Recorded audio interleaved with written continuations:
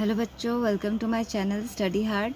आज हम लोग करने जा रहे हैं क्लास 7 मैथ्स एनसीईआरटी बुक का एक्सरसाइज 4.2 का क्वेश्चन नंबर 2।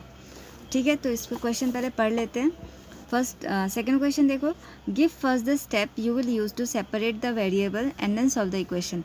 ये जो भी आपका इक्वेशन दिया गया है ना, इसको सॉल्व करने के लिए आप पहला स्टेप क्या लिखोगे वो आपको लिखना है, फिर इस इक्वेशन को सॉल्व भी करना है। इसका मतलब इसमें जो वेरिएबल है, यहाँ पे वेरिएबल क्या है, एल है ना, तो एल का आपको वैल्यू जो है ना वो फाइंड आउट करना है।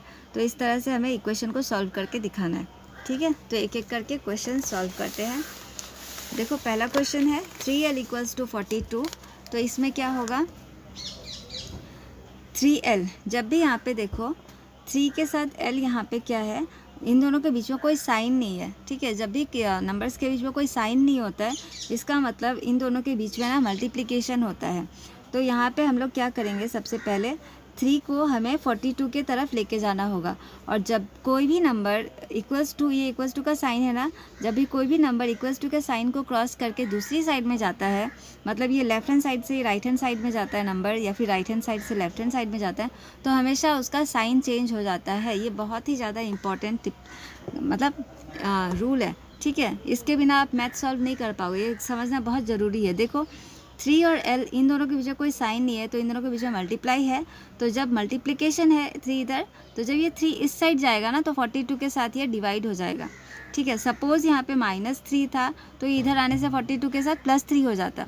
सपोज़ यहाँ पे l के साथ सपोज़ +3 होता, तो ये +3 अगर इधर जाएगा 42 के तरफ, तो -3 हो जाएगा। इस तरह से अगर मान लो यहाँ पे l के साथ 3 डिवाइड होता, तो डिवाइड रहने से जब इक्वल्स टू को क्रॉस करता है ना वो नंबर, तो वो मल्टीप्लाई में चेंज हो जाएगा नेक्स्ट नंबर के साथ, इस तरह से। तो यहाँ पे देखो, यहाँ पे दिया है 3 के साथ l, इन दोनों के बीच में ना मल्टीप्लाई है। तो हम लोग क्या करेंगे, अब 3 को इधर ट्रांसफ़र करना होगा, तो हम ऐसे लिखेंगे। पहला स्टेप, l इक्वल्स टू हो जाएगा हमारा 42 डिवाइडेड बाई 3। ठीक है, इन दोनों के बीच में डिवाइड करेंगे। अब देख लेते हैं पहले 3 से ये 42 डिविजिबल है या नहीं। तो आप शॉर्टकट डिविजिबल पता लगाने के लिए कैसे करते हैं, किसी 3 से मेनली डिविजिबल पता करने के लिए हम लोग क्या करेंगे, 4 और 2 है ना, 42, दोनों का डिजिट्स को आप प्लस करके देखो। 4 और 2 को प्लस करने से क्या आएगा, 6 3 के टेबल में आता है। इसका मतलब क्या है, जो है ना ये पूरा नंबर, ये 42 है ना, वो 3 से डिविजिबल है, मतलब डिवाइड होगा। ये सब आपने पिछले क्लास में पढ़े होंगे, क्लास 6 में, डिविजिबिलिटी रूल्स में। ठीक है, तो फिर इसको डिवाइड करते हैं। पहले 3 1 जाइए, 3 हो जाएगा। अब इसको इस तरह से कट करते हैं। देखो 3 यहाँ पे 42 है, मगर हम पहले एक नंबर को लेंगे, 4 को पकड़ेंगे, 2 को नहीं। ठीक है, 4 को, अब देखो 2 को अभी मत देखना है, 2 को ऐसे ही कर दो।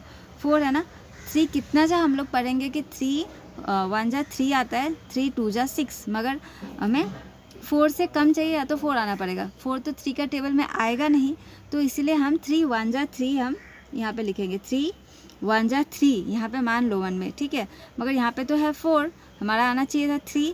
तो हम लोग क्या करेंगे, 4 से 3 को माइनस करेंगे। 4 से 3 को माइनस करने से आएगा आपका 1, और वो 1 है ना, आप इधर 2 के तरफ में वो मतलब आ जाएगा। ठीक है, ये भी आपको लिखना नहीं, आपको मन में सोच के रखना है।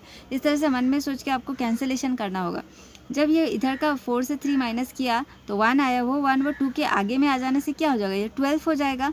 तो 3 कितना जा 12 होता है ना, 3 4 जा 12 होता है। इसका मतलब ये 3 से पूरा टोटली कैंसिल हो गया। तो l का वैल्यू हमारा कितना आ जाएगा, 14 आ रहा है। ठीक है, इस तरह से हमें इसको सॉल्व कर लेना है। नेक्स्ट देखो, b divided by 2 equals to 6। तो यहाँ पे इस क्वेश्चन में b के साथ 2 क्या है, डिवाइड है। तो ये 2 जब इक्वल्स टू को क्रॉस करेगा इस साइड में, तो 6 के साथ ना मल्टीप्लाई हो जाएगा। तो पहला स्टेप हम लिखेंगे b equals to 6 multiplied by 2। तो b का वैल्यू आ जाएगा कितना, 6 2 जा 12। इस तरह से हम लोग सॉल्व करेंगे। ठीक है, इजी है, आप लोग को मुझे समझ में आ रहा होगा। ठीक है, पूरा वीडियो आप लोग देखना, जैसे कि अलग अलग टाइप्स ऑफ सम आप करोगे और आपको हर टाइप के सम करने का आइडिया हो जाएगा। यहाँ पे भी देखो, p के साथ 7 क्या है, यहाँ पे डिवाइड है। तब ये 7 अगर इधर इक्वल्स टू को क्रॉस करेगा, 4 की तरफ आएगा, तो 4 के साथ क्या हो जाएगा, वो मल्टीप्लाई में चेंज हो जाएगा। तो पहला स्टेप हम लिखेंगे p equals to 4 multiplied by 7। ये हो गया हमारा फर्स्ट स्टेप, जो क्वेश्चन में लिखा था स्टेप्स लिखने के लिए। फिर दूसरा, इसको जब सॉल्व करेंगे तो क्या हो जाएगा, 4 7 जा 28। तो p का वैल्यू मतलब हमारा 28 आ रहा है। नेक्स्ट देखो, नेक्स्ट है आपका 4x इक्वल्स टू 25। तो यहाँ पे भी आप देखो इन 4 और x के बीच में कोई साइन नहीं है, इसका मतलब क्या है, 4 के साथ x क्या है, मल्टीप्लाई है। तब जब ये 4 इधर इक्वल्स टू को क्रॉस करके 25 की तरफ जाएगा तो वो डिवाइड हो जाएगा। तो यहाँ पे हम लिखेंगे 25 डिवाइडेड बाई 4, और ये तो कैंसिल भी नहीं होगा, है ना, क्योंकि 25 को 4 से डिविजिबल नहीं है, तो ये इसका x का वैल्यू 25/4 ही रहेगा। नेक्स्ट देखो 8y इक्वल्स टू 36। तो यहाँ पे भी कोई साइन नहीं है बीच में, इसका मतलब 8 के साथ y जो है ना वो मल्टीप्लाई है। जब ये 8 36 की तरफ जाएगा तो ये 36 के साथ ना डिवाइड हो जाएगा। तो हम लोग ऐसे लिखेंगे, पहला स्टेप y इक्वल्स टू 36/8, ये हो गया हमारा पहला स्टेप। और देखो ये डिविजिबल किससे है, 6 और 8 दोनों के वंस प्लेस पे 6 और 8 है, दोनों इवन है ना, तो ये दोनों ही 2 से डिवाइड होगा। तो हम लोग 2 से इसको डिवाइड, आप ऐसे भी छोड़ दे सकते हो। बेटर ये होता है कि हम लोग किसी भी नंबर को उसके लोएस्ट फॉर्म में करके रखें तो ज़्यादा अच्छा रहता है। देखो 2 कितना जा 8 होगा, 2 4 जा 8, फिर इसको भी 2 से कैंसिल करते, देखो 36 है। आप लोग कैंसिलेशन सीखो, अगर आप लोग को नहीं आता है तो 36 है। पहले 2 1 जा 2 हम लोग पकड़ेंगे, इसको आप बंद कर लो, 6 को छोड़ो, 2 1 जा 2 होता है और 2 2 जा 4। मगर यहाँ पे हमारा नंबर क्या है, यहाँ पे नंबर हमारा है 3, हमें चाहिए तो हम लोग उससे कम वाला नंबर लेंगे, इसलिए हम लोग 2 1 जा 2 लिखेंगे। यहाँ पे 2 1 जा 2 लिखा, मगर यहाँ पे तो है 3, तो हम लोग क्या करेंगे, 3 से वो 2 को माइनस कर देंगे तो हमारा बचेगा 1। वो 1 ना 6 की तरफ चला जाएगा तो वो 16 हो जाएगा, होगा कि नहीं, है ना, वो 16 हो जाएगा। तो 2 कितना जा 16 होता है, यहाँ पे आपको मगर 1 लिखना नहीं था, मैंने बस समझाने के लिए आप लोग को लिखा। अगर ये 1 इस साइड चला गया तो ये कितना हो गया 16, 2 कितना जा 16 होगा, 2 8 जा 16। देखो अभी भी इन दोनों के जो वंस यूनिट स्पेस पे नंबर ना इवन है, तो अभी भी ये 2 से कैंसिलेशन होगा। देखो 2 2 जा 4 और 2 कितना जा 18 होता है, 2 9 जा 18। तो इसका मतलब हमारा आंसर y इक्वल्स टू क्या हो जाएगा, अब ये कैंसिल नहीं होगा तो ऐसे लिख देते 9/2।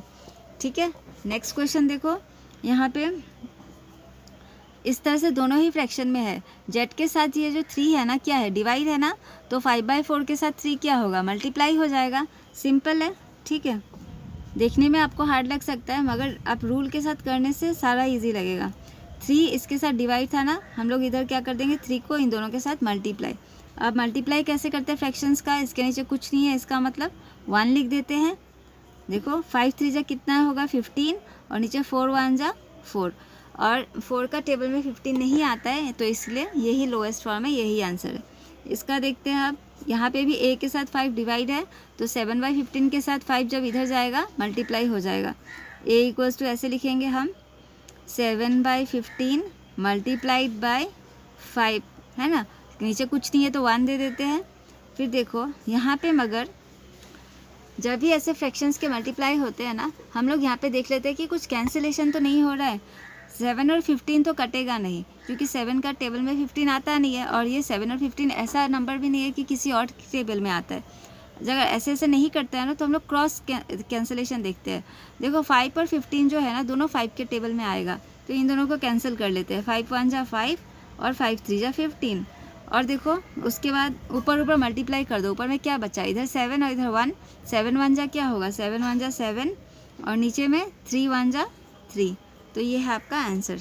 ठीक है, a का वैल्यू हो गया 7/3। h देखते हैं, देखो यहाँ पे 20 के साथ t जो है ना वो क्या है, कोई साइन नहीं है बीच में, मतलब मल्टीप्लाई है, तो हम लोग लिखेंगे t इक्वल्स टू -10, मल्टीप्लाई है ना, तो 10 के साथ क्या आ जाएगा, ये डिवाइड हो जाएगा, नीचे आ जाएगा। फिर हम लोग क्या करेंगे, सॉरी ऐसा नहीं लिखा, यहाँ पर एरो मार्क होगा। फिर देखो ऊपर में भी एक 0 है, नीचे 0 है, न्यूमरेटर में एक 0 है, नीचे डिनोमिनेटर में एक 0, दोनों कैंसिल हो जाएगा। तो t का वैल्यू कितना हो गया, -1/2। ठीक है, इस तरह से हम लोग सारा इक्वेशन सॉल्व करेंगे। क्वेश्चन नंबर 3 हम लोग नेक्स्ट वीडियो में करेंगे। आप लोग को वीडियो अच्छा लगा हो, ये क्वेश्चन क्लियर हुआ है, आशा करती हूँ आप लोग को। मेरे चैनल को सब्सक्राइब कर देना, अपने दोस्तों के साथ शेयर भी करना। Thank you for watching.